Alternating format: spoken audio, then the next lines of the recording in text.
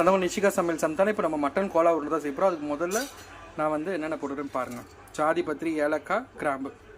இப்போ வந்து நான் மட்டன் மசாலா, அப்புறம் வந்து கரம் மசாலா, வெறும் மிளகாத்தூள் எடுத்துருக்கேன். ரொம்ப சேர்த்துக்கலாம். இப்போ மசாலாலாம் காஞ்சிச்சு. இப்போ வந்து தக்காளி, வெங்காயம், பச்சை மிளகாய் நல்லா கலந்து விட்டுக்கலாம்.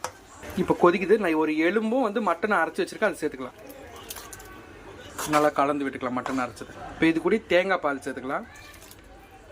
இப்போ வந்து உப்பு சேர்த்துக்கலாம் தேவையான அளவு. இப்போ வந்து பார்த்தீங்கன்னா கொதிக்குது குழம்பு நல்லா திக்கா. இப்போ நம்ம வந்து கோலா உருண்டை ஒன்றா சேர்த்துக்கலாம்.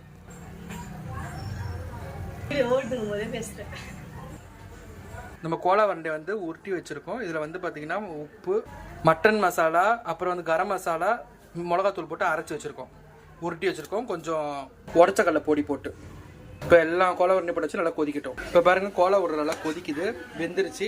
இப்போ வந்து பார்த்தீங்கன்னா தேங்காயும் சோம்பு கசகசா போட்டு அரைச்சி வச்சுக்க சேர்த்து.